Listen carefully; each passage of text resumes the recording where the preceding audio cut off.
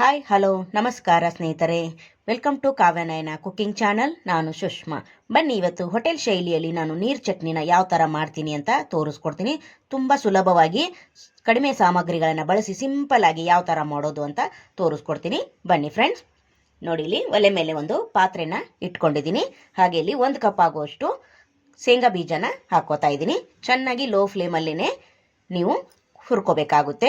ಸಿಪ್ಪೆ ಬಿಡೋವರೆಗೂ ಮಾತ್ರ ನಾವಿಲ್ಲಿ ಹುರ್ಕೊಂಡ್ರೆ ಸಾಕಾಗುತ್ತೆ. ನೋಡಿ, ಲೋ ಫ್ಲೇಮಲ್ಲೇ ಇರಲಿ, ಯಾವಾಗಲೂ ಹೈ ಫ್ಲೇಮ್ ಮಾಡಕ್ಕೆ ಹೋಗಬೇಡಿ. ನೋಡಿ, ಇಷ್ಟು ಫ್ರೈ ಮಾಡಿಕೊಂಡ್ರೆ ಸಾಕು. ಇದನ್ನು ತೆಗೆದು ಬಿಡಬೇಕು. ಮತ್ತೆ ಅದೇ ಪಾತ್ರೆಗೆ 1 ಟೇಬಲ್ ಸ್ಪೂನ್ ಅಷ್ಟು ಎಣ್ಣೆ ಹಾಕೊಂಡಿದ್ದೀನಿ. ಹಾಗೆ 1 ಈರುಳ್ಳಿನ ಕಟ್ ಮಾಡಿ ಹಾಕೊಂಡಿದ್ದೀನಿ. ಖಾರಕ್ಕೆ ನೀವು ಹಸಿಮೆಣಸಿನ್ಕಾಯಿ ಎಷ್ಟು ಬೇಕು ನೋಡಿಕೊಂಡು ತಗೊಳ್ಳಿ. ನಾನೊಂದು 6 ಹಸಿರು ಮೆಣಸಿನ್ಕಾಯಿನ ತಗೊಂಡಿದ್ದೀನಿ. ಹಾಗೆ 1 ಗೆಡ್ಡೆ ಬೆಳ್ಳುಳ್ಳಿ, ಒಂದು ಅರ್ಧ ಇಂಚಷ್ಟು ಶುಂಠಿ, ಸ್ವಲ್ಪ ಹುಣಸೆ ಹಣ್ಣನ್ನು ಹಾಕ್ಕೊಂಡು ನಾನು ಫ್ರೈ ಮಾಡ್ಕೋತಾ ಇದ್ದೀನಿ.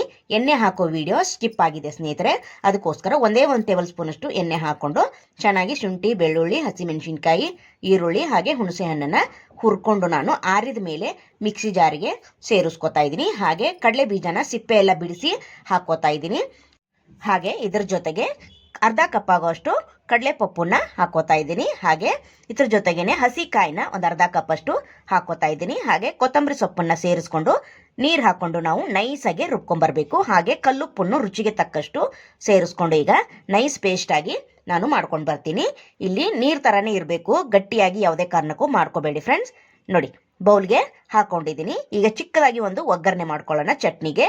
ಅದೇ ಪಾತ್ರೆಗೇನೆ 1-2 ಟೇಬಲ್ ಸ್ಪೂನ್ ಅಷ್ಟು ಎಣ್ಣೆ, ಸಾಸಿವೆ, ಜೀರಿಗೆ, ಉದ್ದಿನಬೇಳೆ, ಕಡಲೆಬೇಳೆ ಹಾಗೆ ಕರಿಬೇವು, ಬ್ಯಾಡಗಿ ಮೆಣಸಿನ್ಕಾಯಿನ 1-2 ಮುರಿದ್ಬಿಟ್ಟು ಸೇರಿಸ್ಕೊತಾ ಇದ್ದೀನಿ.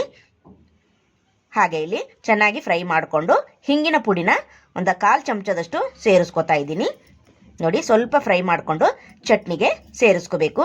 ಇಷ್ಟೇ ಫ್ರೆಂಡ್ಸ್, 1-2 ನಿಮಿಷದ ಕೆಲಸ ಅಷ್ಟೇ. ದಿಢೀರಾಗಿ ಹೋಟೆಲ್ ಶೈಲಿಯ ನೀರು ಚಟ್ನಿನ ಯಾವ ಥರ ಮಾಡ್ತಾ ಇದ್ದೀನಿ ಅಂತ ನೋಡ್ಕೊಂಡ್ರಲ್ಲ ಫ್ರೆಂಡ್ಸ್. ನೀವು ಕೂಡ ಒಂದ್ಸತಿ ಟ್ರೈ ಮಾಡಿ. ಹಾಗೆ ಹೊಸಬ್ರು ಯಾರಾದರೂ ನಮ್ಮ ಚಾನಲ್ ನೋಡ್ತಾ ಇದ್ರೆ ಪ್ಲೀಸ್ ಸಬ್ಸ್ಕ್ರೈಬ್ ಮಾಡ್ಕೊಂಡು ನಮ್ಮ ಚಾನಲ್ನ ನೋಡಿ friends. Thank you for watching. ನಮಸ್ಕಾರ ಫ್ರೆಂಡ್ಸ್.